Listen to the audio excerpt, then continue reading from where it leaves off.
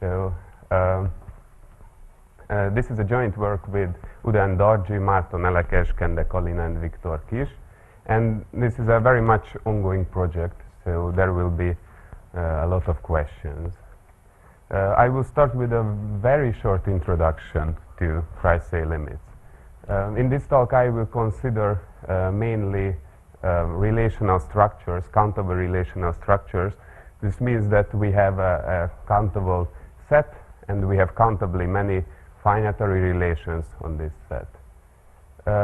We call such a structure ultra-homogeneous if every isomorphism between its finite substructures can be extended to an automorphism of the whole structure. Okay, and the age of a structure is just the collection of the finite substructures.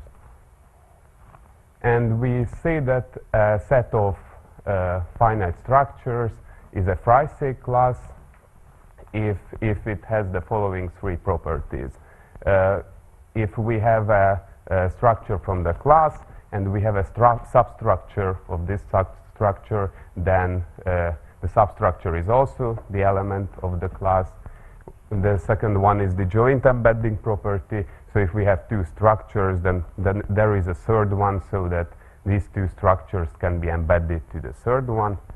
And the third property is the amalgamation property, which is we have three structures, okay, B, A, C, and embeddings. Then we can find a fourth structure D, so that and two embeddings such that this diagram commutes.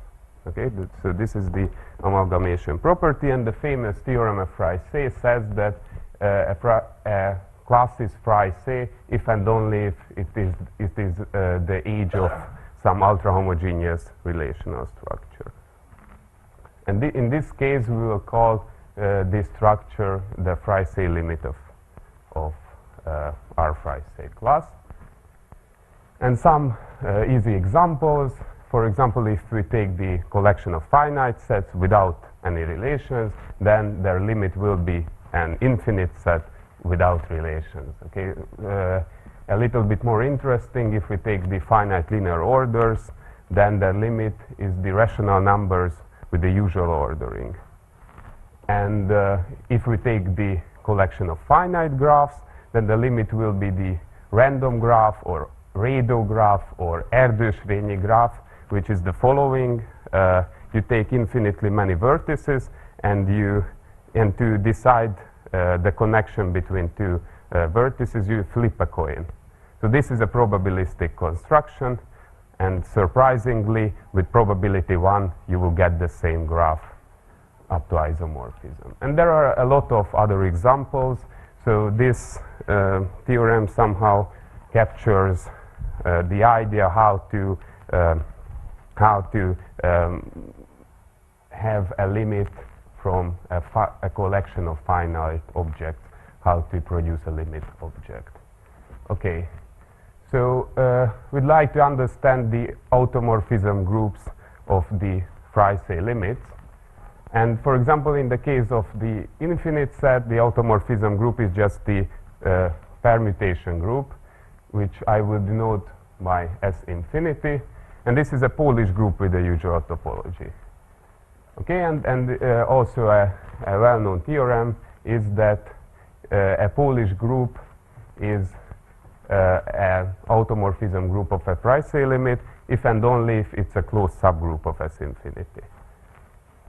Now, some examples, and the most important ones for this talk is S infinity, the automorphism group of the rationals, the automorphism groups of the group of the random graph.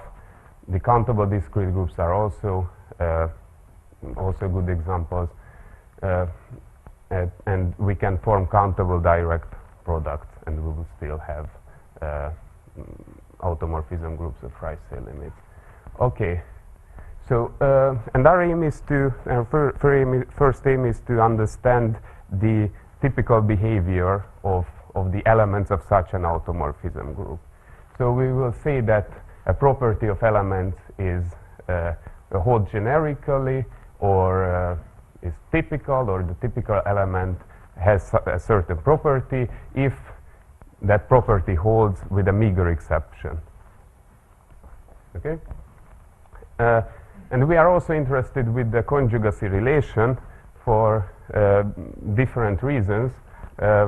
One of them is that, okay, so suppose that we have a structure A, and we have two automorphisms F and G, and we extend the structure with two automorphisms, then the two extended structures, AF and AG, so these are structures with functions, not just relational structures, will be isomorphic if and only if the two automorphisms are conjugate.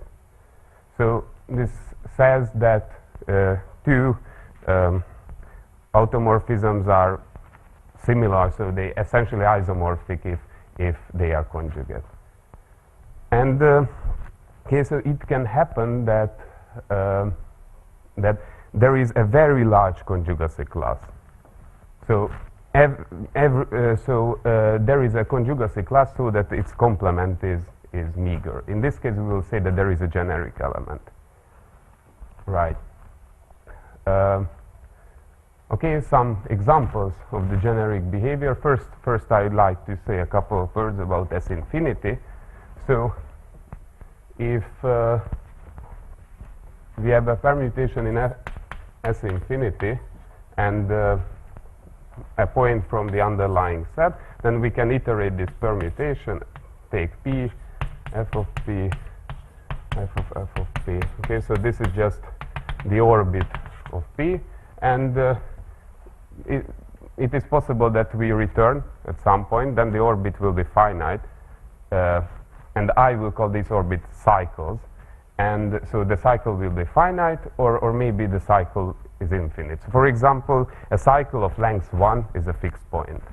Okay, so, and it is an easy exercise to prove that the cycle structure in S infinity completely determines the conjugacy relation. So what I mean is that if we have two permutations are conjugate, if and only if they have the same number of cycles for every cycle length. Okay, and it is not hard to prove that the typical element of S infinity has infinitely many cycles for every finite cycle length, and there are no infinite cycles. Okay, and this actually the description of one conjugacy class. So in particular, there is a generic element in S infinity. Okay, so in S infinity there is a generic element, and also there are some other results. For example, it is known that in the automorphism group of Q, a typical element has infinitely many fixed points, and also it was proved by Truss that there are generic elements in the automorphism group of Q and in out R as well. Okay, so it is an interesting question whether there exists a generic element. And this question was solved by Kekris and Rosendahl in terms of, they gave model theoretic conditions on the existence of a generic element, and I think it is a quite nice idea. So how we would like a generic automorphism for a class K. Okay, how to have one? First we have to develop the Freisey limit and the Freisey theory for structures with functions, okay, and extend this K, or instead of this K, consider the class Kp, which is the following. We have a structure from K, and also we have a function, a partial function on A. Okay? So, and we hope that if this new class has a Freisey limit of some sort, then of course in the Freisey limit there will be an automorphism. Okay, so at least some kind of partial automorphism, and we hope that this will be a generic one of the limit of the original structure. Okay, so I think this idea already appeared in Truss's work. So the case is that you have to modify a little bit the conditions in the on the Freycinet class. You have to weaken the amalgamation property, but they gave necessary and sufficient conditions on the existence of a generic element. Okay, so the category case is essentially done. What about the measure case? So first, what is a natural measure on these groups? And by natural measure, I mean left-Haar measure. So what is a left-Haar measure? A left-Haar measure is a left-invariant measure with some regularity properties. So we assume that every Borel set can be approximated, the measure of every Borel set can be approximated by the measure of open sets from above, and every open set can be approximated by the measure of compact sets from below. And to avoid trivialities, we also suppose that the measure of every compact set is finite and the measure of the whole group is positive. Okay? And unfortunately, in the existence of left-Haar measures, so there exists a left-Haar measure in a group if and only if it is locally compact. So non-locally compact groups, there is no natural measure, and the three groups I mentioned, S infinity, the automorphism group of the random graph, and Q are all non-locally compact. So what do we need? We need a notion of smallness which generalizes the notion of measure zero sets in non-locally compact groups.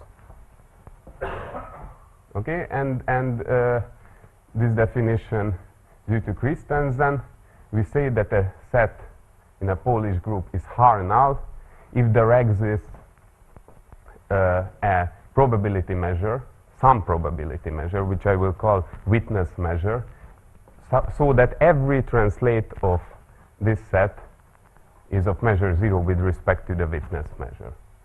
And so this is for Borel sets, and for arbitrary sets, for technical reasons, we say that an arbitrary set is called Haar null if it can be covered with a Borel Haar null set. Okay, so clearly this notion is translation invariant. What is not clear that this is a sigma ideal, because there could be different witness measures.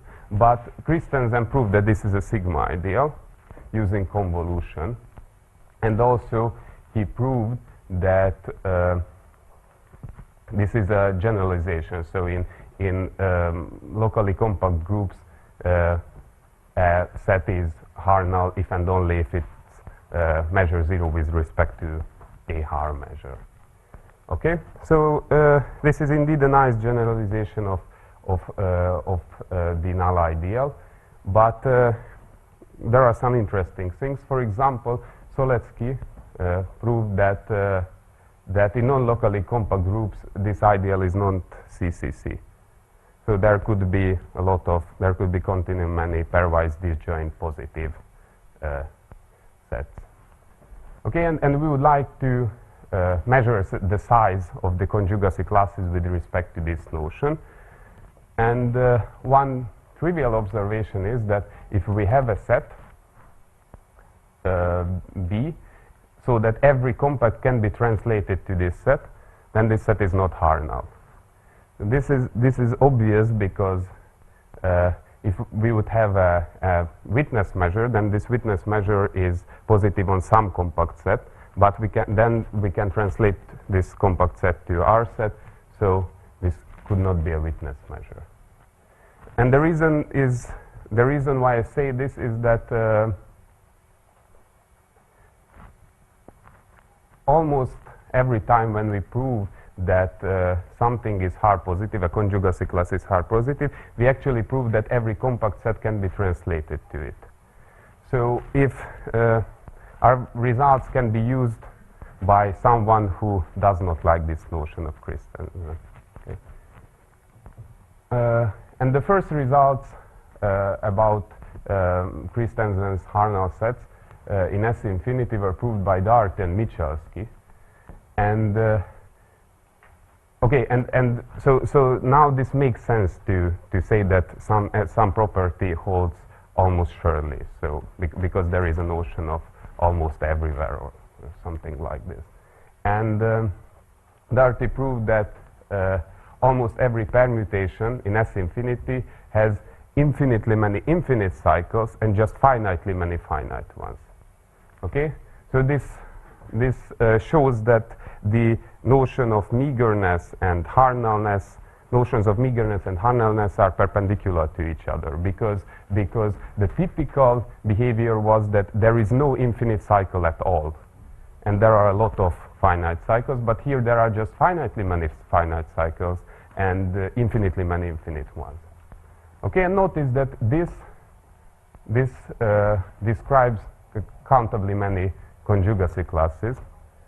So therefore, almost every element of S infinity belongs to countable union of conjugacy classes, of some certain conjugacy classes, and they also prove that all these conjugacy classes are Haar positive.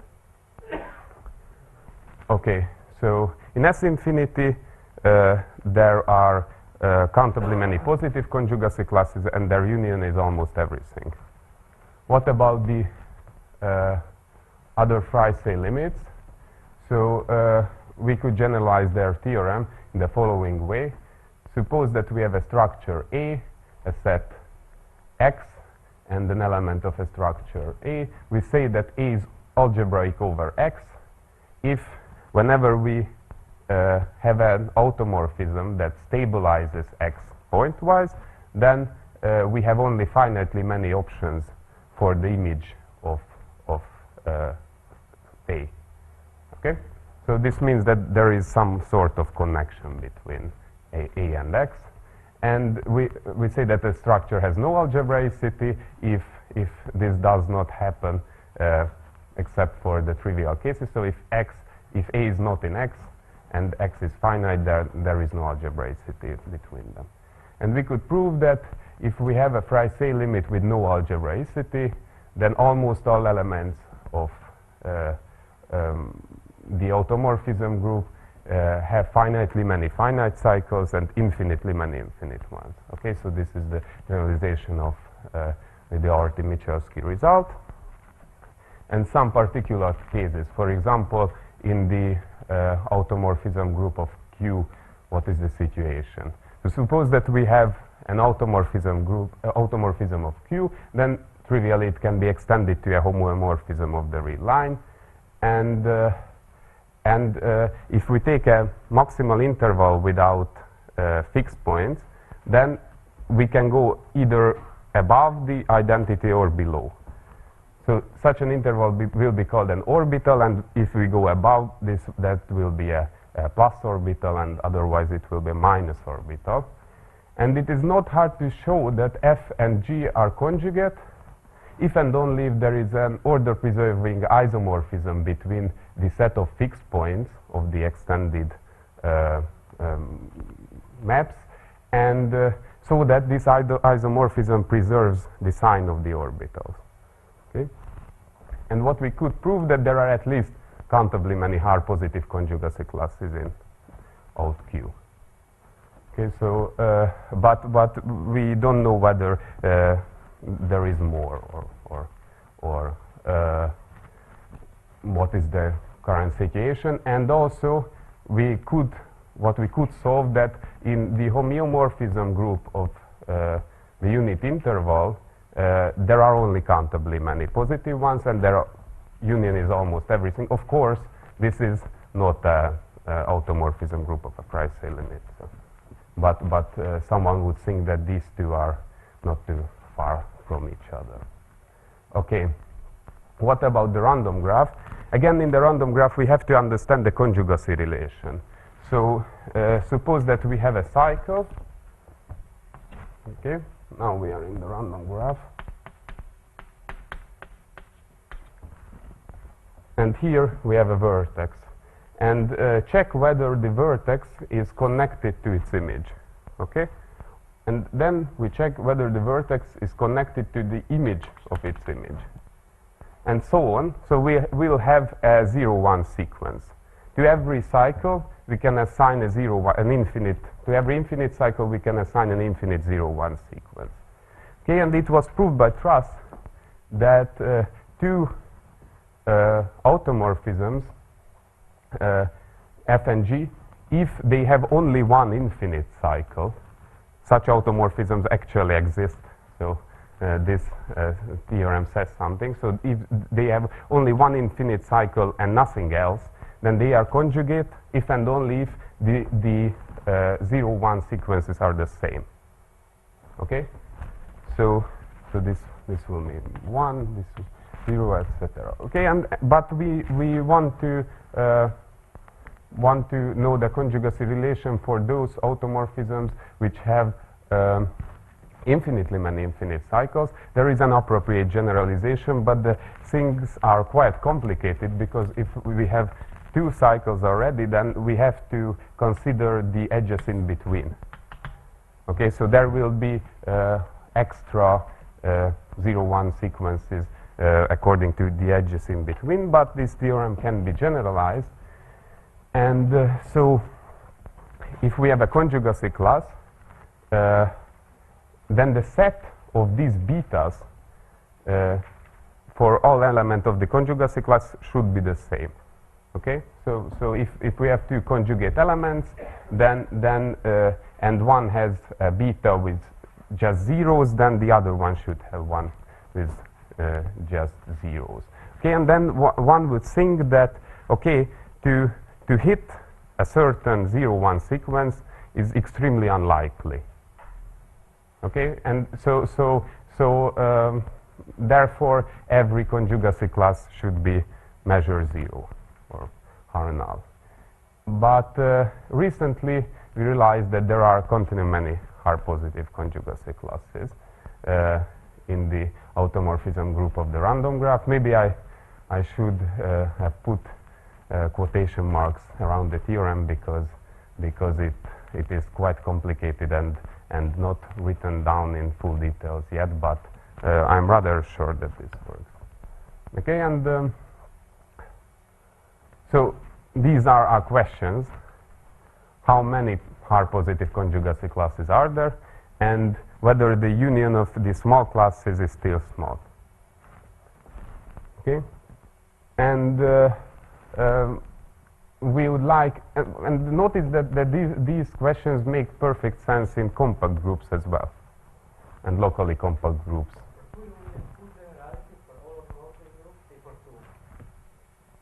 No, I mean, this is for a certain automorphism group. Okay, so so we have to decide these two questions. We want to decide these two fact questions for every given automorphism group.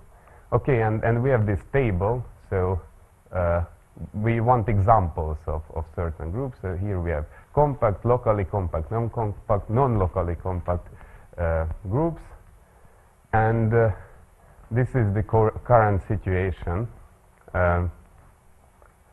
So a couple of words about these examples. This H&N means, so what is this?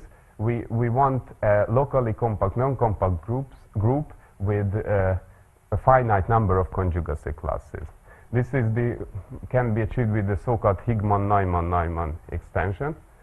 And also it is our observation that if you have an example here in the upper part, then you can turn it to the example in the lower part of the table by multiplying the group with this semi-direct product.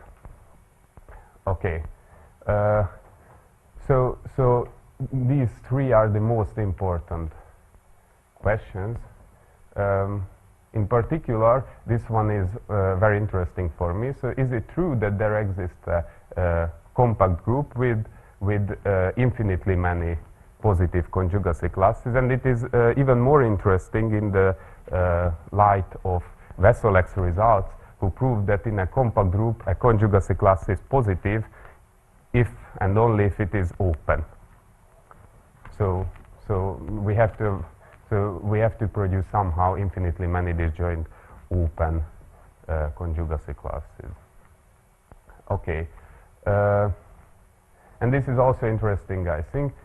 Even though we couldn't decide the exact place of the automorphism group of Q, we could show that the omega's power of this group must have continue many positive, positive conjugacy classes.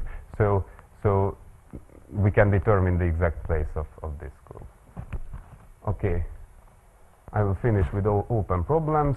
I have already mentioned this one about infinitely many positives in a compact group. Of course, these examples are very artificial. It would be nice to have more natural examples of such behavior. And also, the most interesting question for set theorists, I guess, that we don't know whether it can happen that there are kappa many positive conjugacy classes with kappa between Aleph 0 and continuum. Okay, and finally, the ultimate aim of this research, I think, is to prove a Kekris-Rosendahl-like result to turn this behavior to relevant model theoretic conditions. Okay, so thank you very much.